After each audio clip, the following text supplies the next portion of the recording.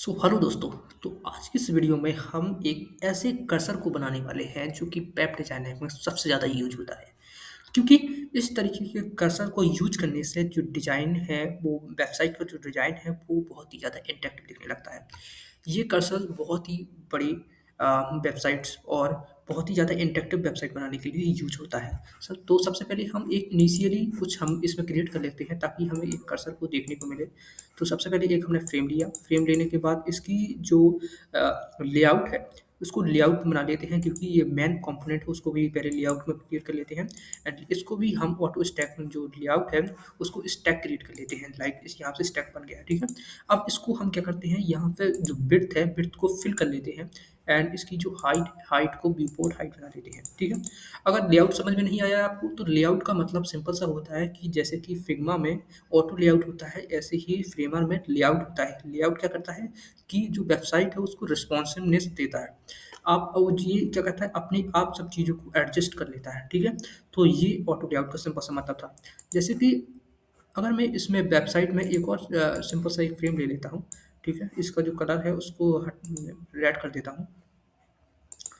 सो red हो गया, ठीक है। इस तरीके से हो गया। अगर मैं इस वेबसाइट को जाऊँ और इस पे विजिट करूँ इस तरीके से फुल स्क्रीन में जाके, तो कुछ इस तरीके का होगा, ठीक है। इस तरीके का कर्सर आ रहा है इसमें। अब मैं क्या चाहता हूँ कि ये जो कर्सर है वो इस तरीके का कर्सर ना होकर एक अलग तरीके का कर्सर दिखाई दे।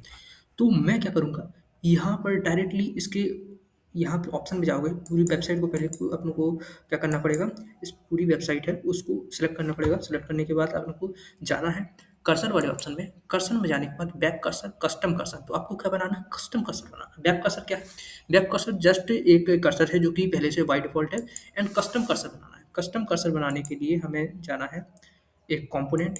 पहले हमें कंपोनेंट को क्रिएट करना पड़ेगा। लाइक जैसे कि मैं क्या चाहता हूँ कि मैं एक चाहता हूँ कि जैसे कि इसी को मैं एक कर्सर बनाना चाहता हूँ। तो सिंपल सी इसको इस तरीके से क्रिएट बनाऊँगा एंड इसको और स्मॉल करता हूँ, ठीक है। इसका एंड उसकी जो ओपासिटी है, ओपेसिटी को कम करते हैं, ठीक है। एंड ओपेसिटी को लाइक ये ब्लैक कर लेते हैं, ठीक है, एकदम ब्लैक। एंड ब्लैक करने के बाद इसकी ओपेसिटी को कम करते हैं एंड इसको फिर सेलेक्ट करते हैं। सेलेक्ट करने के बाद इसको जो स्टाइल दे देते हैं, बॉर्डर दे देते हैं, सिंपल सा बॉर्डर दे दिया, ठीक है। ब्लैक बॉर्डर नहीं, वाइट बॉर्डर दे देते हैं, वाइट बॉर्डर, ठीक है। इस तरीके का वाइट बॉर्डर हो गया। अब मैं क्या करता हूँ, इसको क्या बना लेता हूँ, कंपोनेंट बना लेता हूँ, ठीक है। कंपोनेंट, इसको दे देता हूँ नाम कर्सर,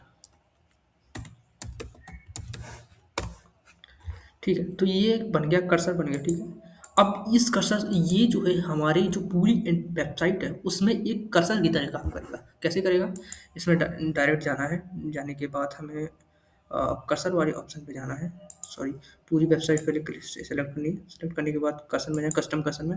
उसके बाद हमें क्या करना है, अपनी जो कर्सर वाली है इसको हमें कर लेना है रिप्लेस में, रिप्लेस एंड ट्रांसफॉर्म, ठीक है। ट्रांजिशन होगा एंड देन अब देखते हैं हम।